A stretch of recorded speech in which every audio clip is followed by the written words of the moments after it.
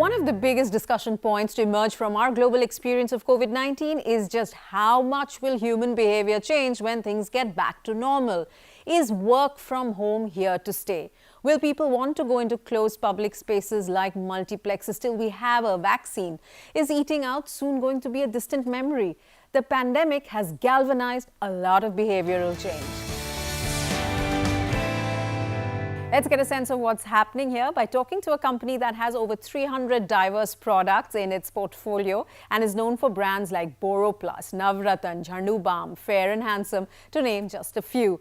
I'm joined now by Harsh Agarwal, director at Emami, the Kolkata-based consumer goods company that's reporting a big shift in the commitment that people are showing to products in the health and hygiene categories. Harsh, it's good to have you join us on the show. Thank you very much for making time. Thank you. Nice to be with you.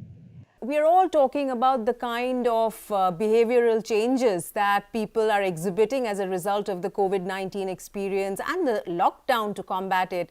What are you noticing? What are some of the things that stand out for you through the Emami lens? Lot many trends which were there, suddenly you see a trajectory change in this last 5 months. From the consumer perspective, people have stopped going into public places, where there are larger crowds as of now. But I believe, going forward, when things become normalized, they will start going back to malls, to cinemas, and so on. But yes, I think from the consumer habits perspective, again, from the perspective of the products they consume, we see a huge trend towards health products, towards hygiene products, and consumers are becoming more health conscious. They are looking for products which are safe, which doesn't have harmful ingredients, and at the same time they are also now much more open towards preventive health products, because earlier, if you see most of the products in India, it was always from the perspective of problem and solution, be it in most of the categories. But yes. Now, this is one of the big change that we are seeing, people are, because they want to prevent. So they want preemptive action with regard to their health and safety. Absolutely. Where other companies, in many sectors have had to just shut shop and wait till the lockdowns were opened or relaxed in different parts of the country, FMCG and consumer goods have been working overtime. I'm guessing that after the first month or so of absolute disruption when it comes to the supply chain and the distribution chain, that your companies and your operations have been working overtime. Give me a sense of what is the opportunity that was present that made Emami do as many as 12 launches, I believe, in the first quarter of this new financial year. Absolutely right. FMCG is one of the few industry, which has done well in this challenging times. From our perspective, we had some very strong brands where we saw that, there was a very clear right to win for us. From the perspective of, we had a brand called Boro Plus, yes, where we believed, because being an antiseptic cream consumer, and it's a very old brand, very, very trusted brand. And there was a very natural shift and very natural extension into the hygiene categories from that perspective. So we entered into sanitizers. We have launched health soaps. We have also launching health hand wash in the Boro Plus, and we really see a lot of opportunity there. Apart from that, we have a brand called Jhantu, which is into healthcare again, which is more than 100-year-old brand. Yes. Again, very trusted, crores of people using it, and we already have a plethora of products. But what we could immediately see that, there is going to be a big shift towards immunity, consumers really wanting to have immunity based products. As a company, we evaluated and, how quickly, how we can launch products in these two segments so that, we can maximize the opportunity that this COVID had thrown up onto us. we are also in the process of launching a range of products in the home care category, because that is another segment which we believe is has taken up really well. And we were not present in any of these segments. So I think it was a very good opportunity for us to expand into this whole portfolio and launch products. It's interesting to hear that the COVID-19 impact has been the entry of Emami into new categories with a whole bunch of new products. Would I be right in saying that if COVID-19 had not happened, you would not have done this? For any company, it's very important to be agile, Yes. flexible. So yes, as a company, we had plans and we had strategy to enter into few categories, but looking into the COVID and the opportunity, and when we saw the consumer trend and what consumers were looking for, we very quickly changed our strategy and decided to enter into these categories, initially and right now very quickly as soon as possible. I believe that these new launches have together contributed to about 5% of the domestic sales in this first quarter. Is that possible normally for new brands, for new products to do that kind of business so quickly? What is the marketing support that was needed, or was it that the environment allowed for a lot of consumer pull and you didn't have as a company to do that much push where this portfolio was concerned? We believed we had very strong brands, and hence we had this right to win. Right. Suppose even if I take the example of sanitizer, right? We know that hundreds of companies entered into this segment, right? Yes. But at the same time, I believe, most of them are just looking at it from the perspective of, from a very short-term perspective, how to take advantage of that in this few months. But what we believe is, this trend of consciousness towards hygiene is going to continue. And we are here to play a long game rather than, being very, very opportunistic from a short-term perspective. Because BoroPlus was a trusted brand, obviously, that really helped Yes. in consumers accepting the new products that we launched in the market. Our supply chain was really geared up, and somehow, we could distribute the products really well. And apart from, yes, one of the biggest challenge was also, how do you get all the raw materials, packing materials, and then production, because even now, Yes. though in broader terms, lockdown is not there, but, challenges at local level continues, Of course. where sometimes, here, sometimes in districts, sometimes even in your production units, if there are COVIDs, etc. So the containment zones are being, so those challenges are always there, but as company, we need to manage that. We need to be very agile and flexible to manage that. You have to support the products that you have launched. Maybe, initially for some time, because of the very strong tailwind, the where the retailers, where the consumers are looking for some Yes. this product, it will help you. But at the same time, I think going forward, we have a lot of plans to invest behind these products in traditional medias, even in the digital media. How do you see the role that digital media will play, and what is the role that television, which is the favorite and the mainstay of consumer goods traditionally, what are the two roles that these two media will play for your brands, Harsh? Digital media, or this digital age throws open again, a lot of opportunities for everyone. So there is no doubt that, it makes the overall media planning going to the consumers also much more complex, but at the same time, opportunities also. For us, what we believe, yes, I would say it's not the question of whether we can now shift from the traditional media to the digital media. I think it will be the right mix, and depending on the different brands. So maybe, because many of our brands are targeted toward the masses, Yes. right? And hence I believe, for them, the traditional media will still play a very, very important role, because that is what really gives you a very large reach, a very it gives you the visibility that a mass brand looks for. In marketing, brand is interested in communicating this story or communicating to the consumers. Yes. Now, earlier there were few medias, like TV, like press, like radio, or maybe the outdoor media which were available to communicate to the consumers whatever a marketer has to do.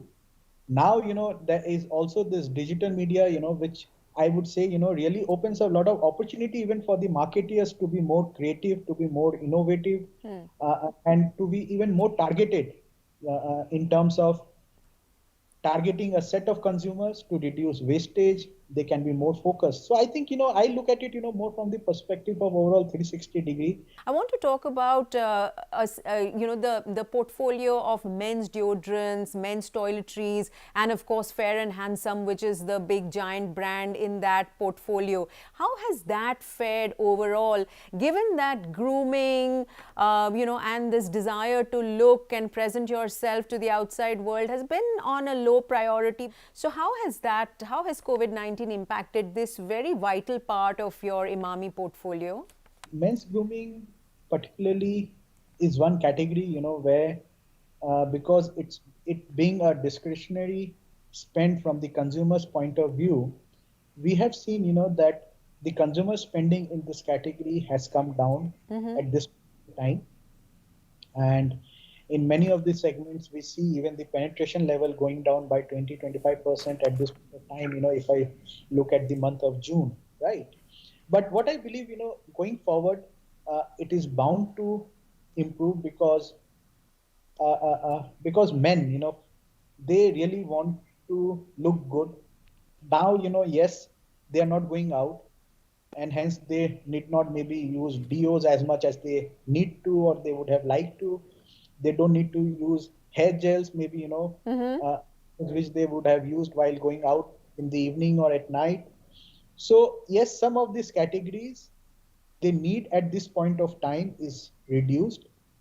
But going forward, when the things become more normalized, I think the bigger and the larger trend for the men to look good, to be groomed well, will continue, and the desire to look well is only going to increase. I want to now talk a little bit about Fair and Handsome.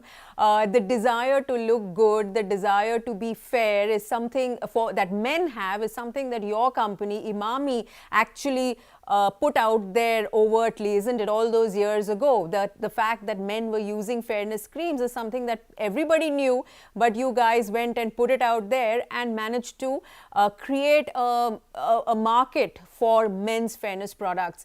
But Harsh, today we are in 2020. We see the global backlash to products which sort of perpetuate this bias for fairness, colorism as it's called in the Indian context, racism as it's called in a global context. We know that your competitor, the mammoth Hindustan Unilever, has actually gone and done a name change for its famous fairness cream. Do you think, Harsh, that this product, a fairness cream, is anachronistic at this point of time? See, what I would say, as a company, we have always been very conscious about the sentiments of the consumers. Sure. And whatever we do now, even in the past, now or going forward, we'll always respect the consumer sentiments. And whatever actions we take, whatever we do, we'll be keeping in mind the consumer sentiments. In the Indian context, this kind of global outcry or protest against colorism and skin bias, skin tone bias, do you see that being irrelevant in the Indian context then, Harsh? See, India is a very, very large country. There are crores and crores of consumers. And different consumers, different people have different perspective toward things, right? So what I can say again, in this regard is that yes, if we see the fairness category from the perspective even the Nielsen reports, etc. So it has been growing over years, and even now it has been growing, which very clearly shows and demonstrates that the desire for the consumers to look fair is there. And you don't want to put a value judgment to that desire. Yeah, as I said, we'll respect the consumer sentiments, and basis that, yeah, we are present there in this segment, right? Similarly, like many other companies like Unilever, etc., are present in this segment and in this category, right? So yes, going forward, yes, see, the whole world is changing, the consumers' preferences are changing, and companies need to keep evaluating their strategy and change it according to the need of the consumers, right? Right. And at this point, there is no need, you're saying, where fairness products are concerned in a country like India. We are evaluating. We are also, working with the consumers as to, what are the changes, what are their need in today's time, etc., and what are the changes that we need to bring in our strategy. So that is what we are also doing. We are also evaluating. I know it's sub judice, but we know the Bombay High Court has reserved judgment. But I'm curious about the fact that, when you all did that really bold decision of going and creating the Fair and Handsome brand, why would you want to, what would the benefit be of having a Glow and Handsome brand when Fair and Handsome is such a well-recognized, and pioneer of that category? Yeah, as you rightly said, the matter is sub judice, so it would not be right for me to comment anything on this matter because this is sub judice. So I would, like to let's wait. All right, Harsh, if you feel that we can pick that up at a later date, this conversation. Give me I think will always be a right time for that. okay. Harsh, give me a sense of the rural market. You talked about how a lot of the brands in your portfolio are mass market brands and you do have a penetration in the rural markets. What kind of consumer demand, what kind of impact are you seeing in these markets of COVID-19, of the lockdown and the overall economic scenario that has been slowing down or that had been slowing down even before COVID-19 blindsided us? Now, after COVID, post-COVID, what we are seeing, certainly the rural markets are performing better than the Yes. urban market, and that is due to many factors, I would say. One is certainly the reverse migration that has happened. Number two, the various schemes of the government, to put money in the hands of the farmers, the rural people is something, which is also going to help. And thirdly, what we believe is that the farming sector has done well uh, Yes. the past few months and going forward also, because what we keep hearing and what I've read is that the overall acreage of farming has really gone up, by to the extent of 15-20%, which is certainly not small, and which means the farmers' income, the money in their hand to spend will also go up. And as a company, because we believe we have the right SKUs, from the perspective of low priced unit, single use packs, etc., which are already there. So we are getting advantage of that, and going forward also, it will be a very important part of our overall strategy. One of the things associated with Imami's marketing strategy across brands over the years, of course, has been, the galaxy of celebrity endorsers who, whether it's a film star or a sports star, whether it's Amitabh Bachchan or Saurav Ganguly and everybody else in between associated with many of your brands. Now that we have the, Central Consumer Protection Authority set up under the Consumer Protection Act, do you see celebrities becoming a little more cautious about endorsing brands? Of course, no, I don't mean Imami. I mean, in general, brand endorsements by celebrities, given that, there is actual penalization that is possible under this law that has come into force this year. We have been using celebrities for the last 25-30 years. We were one of the pioneers in that. My experience has been key that there are two things here. One is the company, and second are the celebrities. So as a company, I think it is our responsibility to ensure that whatever claims we are making in the advertisements are the right claims, are the justified claims, and what we can make. Of course. Right. And hence, I think that actually really takes care of all the issues, which are there in that law.